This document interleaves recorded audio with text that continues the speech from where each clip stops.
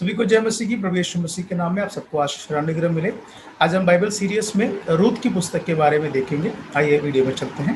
Video में जाने से पहले आप सभी से निवेदन है कि इस चैनल को सब्सक्राइब करें, शेयर करें और दूसरों को भी बताएं और इसमें ज़रूर कमेंट ज़रूर करें।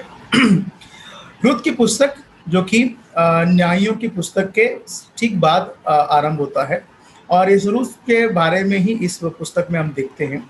और इसका जो सिचुएशन को अगर हम देखेंगे, इसका सर्कमस्टेंसेस को अगर हम देखेंगे तो ये यहूदियों के जो कि न्यायों के समय के ही था। और उन वचन, पहला वचन में हम देखते हैं कि जब न्यायों के मध्य समय में था, जब न्याय लोग जो है काम करते थे, उन्हीं दिनों में ही ये काम हुआ है करके हम देख सकते हैं। रूत के जो इतिहास हम देख सकते हैं।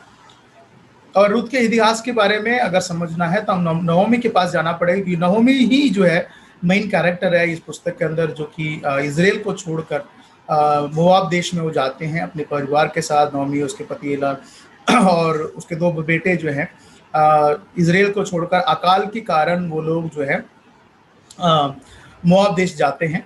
वहाँ पर उसके पति मर जाता है, फिर उसके दोनों बेटे बड़े होते हैं, दोनों बेटों के शादी करते हैं और दोनों बेटे भी मर जाते हैं। अब बस अभी दो बहू के साथ और एक विधवा, तीनों विधवाएं जो हैं उस जगह पर अकेले खड़े हैं। तब नहोमी सोचती है कि वापस मैं अपने ही जन्मभूमि में मैं चली जाऊँ।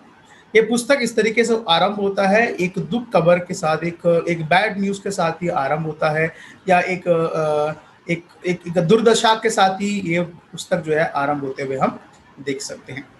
नहोमी के बारे में अगर हम पढ़ेंगे तो नहोमी जो है इसको इतना इसका और इसका पति का ये हिम्मत था कि वो परमेश्वर की विधियों को उन्होंने मतलब तोड़ा है। जैसे कह सकते हैं कि परमेश्वर ने इजराइल के अंदर जब अकाल पड़ी थी, ये लोग अपने देश छोड़कर दूसरा देश जाते हैं, जबकि परमेश्वर का वचन कहता है कि तुम्हें अपने देश में ही रहने की आवश्यकता है। पर करें क्या, उस समय उनके पर परमेश्वर का दंड थी और इस कारण वो लोग जो वहाँ से छोड़कर वो मोआब देश जाने लगे और वहाँ से बसने लगे। फिर वहाँ पर उसको दोनों अपने पति को और दोनों बेटों को भी उसको खोना पड़ा। यहाँ पर नहोमी के साथ एक परिस्थिति है जिसको परखता है, और साथ साथ ओरपा और रूत, इन दोनों को भी उसका परिस्थितियां जो है उसको परखती हैं।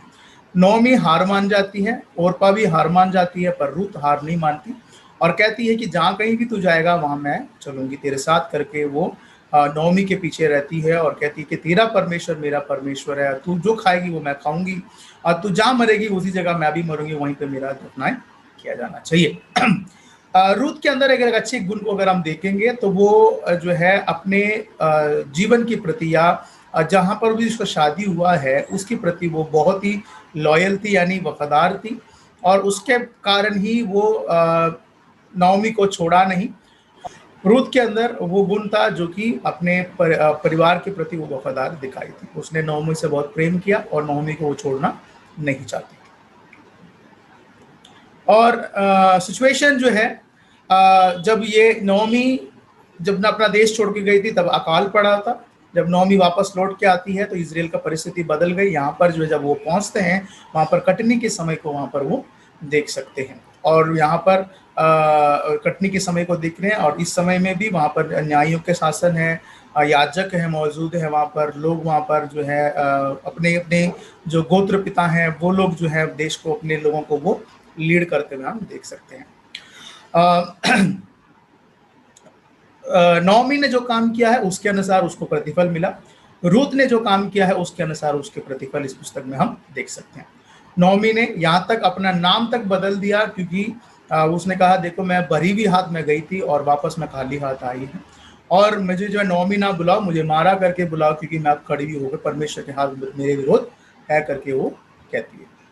और मिद्यानी का जो स्त्री यानी रूत जो मिद्यान से है, जो कि नहोमी की बहू है, वो नहोमी के पीछे लगी और वो अपने उसके साथ ही वो चली आई। और ये खबर जो है जब नहोमी वहाँ पहुँचती है तो ये खबर सभी जगह पे पहुँच जाता है। और इजराइल के लिए एक परिवार का खोना बहुत बड़ी बात है, और उस परिवार का सहारा ढूंढना और सहारा देना इजराइल का कर्तव्य है, क्योंकि परमेश्वर का नियम भी इसी को कहता है, अपने भाइयों को तुम क्या करो, हमेशा रखवाली करो। इसके आउटलाइन के बारे में हम देखेंगे कि पहले इस आउटलाइन में हम रूत के बारे में हम देखेंगे, नहोमी के बारे में ज़्यादा हम नहीं जानते इसमें।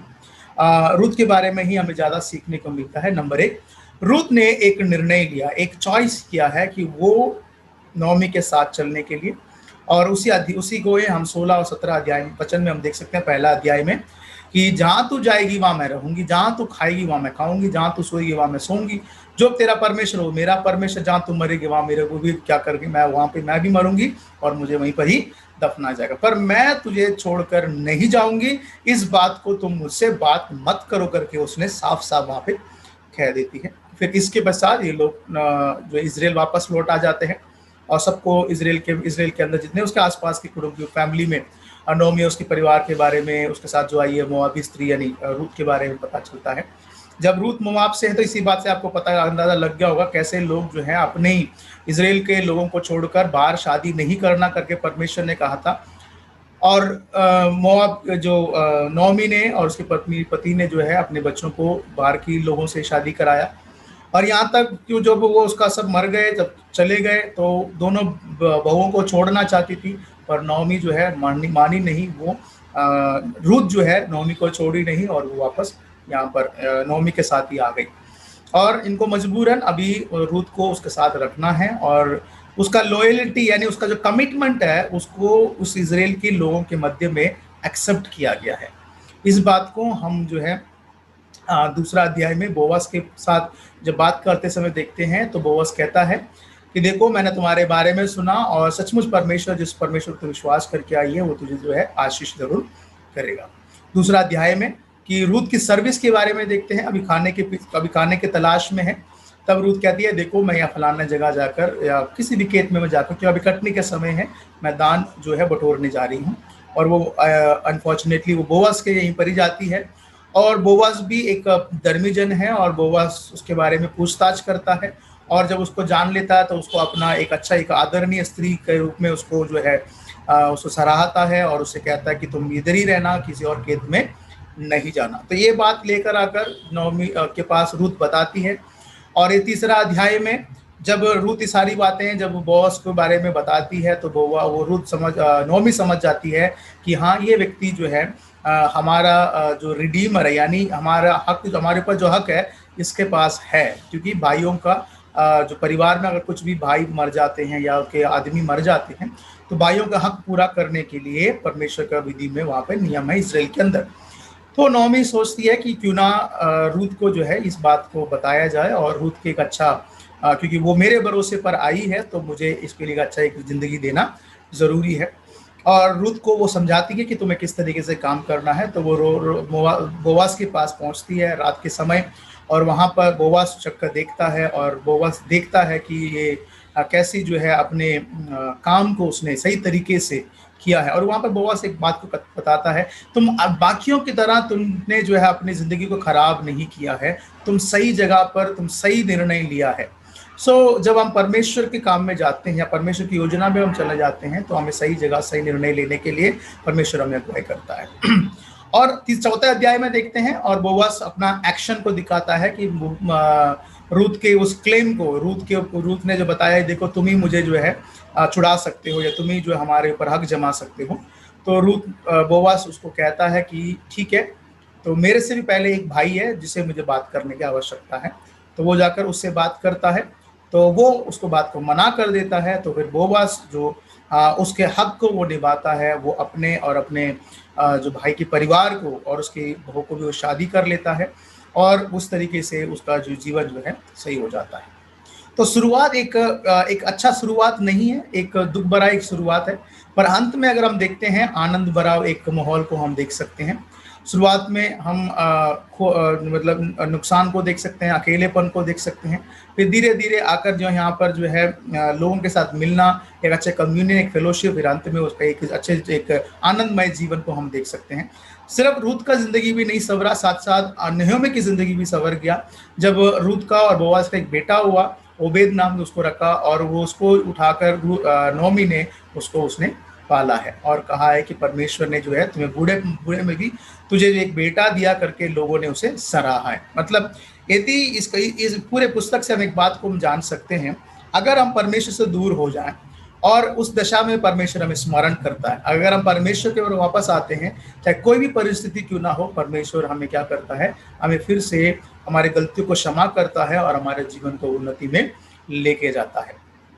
ये पुस्तक का लिखने के पीछे एक बहुत बड़ा एक मकसद भी है, क्योंकि जब भी आप ये इस पुस्तक के अंदर हम अंतिम में देखते हैं, ओबेद जो है रूत और बोआज से जन्मा है, और ओबेद का जो बेटा है वो ईसाई है, और ईसा का जो बेटा है दाऊद, यानी दाऊद जो है रूत और बोआज जो है परदादा या परदादी कह सकते हैं। एक राजा की वंशावली का एक परिचय देने की बहुत आवश्यकता थी, पहला। दूसरा, ये जो स्टोरी है एक वर्बल स्टोरी, एक ओरल स्टोरी को इजराइल के अंदर एक कल्चर है कि स्टोरीज को बताते हैं, ताकि बच्चों को, उनके आने वाली पीढ़ी को परमेश्वर की दया के बारे में, परमेश्वर काम के बारे में समझा सकें। और इस तरीके से रूत का पुस्तक लिखा भी गया, इस तरीके से रूत का पुस्तक को बाइबल के अंदर दिया भी गया, ताकि एक कनेक्टिविटी रहे कि कहीं पे भी अधूरा ना हो जाए। ये पुस्तक के अंदर अगर हम यीशु मसीह को देखेंगे तो यीशु मसीह का जो रूप में यहाँ पर बोआज को दर्शाया गया है। बोआज जो धर्मी जन और अपने हक को वो पूरा करता है, जो कि रूत के ऊपर, उसके परिवार के ऊपर था। और वैसे ही यीशु मसीह धर्मी है और निष्कलंक परमेश्वर है, और उसने जो सिर्फ उसी के पास ही वो अधिकार है जो हमारे और हमारे आपके पापों को क्षमा कर सके। जब चाहे वो हम अन्य जाति भी क्यों ना हो, परमेश्वर के दिमाग में ये है कि कोई भी अपनी गलती को माने, कन्फस करे, वो जब वो अपने इसमें अपने परमेश्वर के सामने आए तो उसको वो छुड़ाने के लिए सामर्थी परमेश्वर है। तो केवल इतना है कि परमेश्वर के पास आने की जरूरत है। यह याकूब की पत्री में हम पढ़ते हैं, तुम परमेश्वर के नजदीक आओ तब तुम्हारे पास वो आएगा।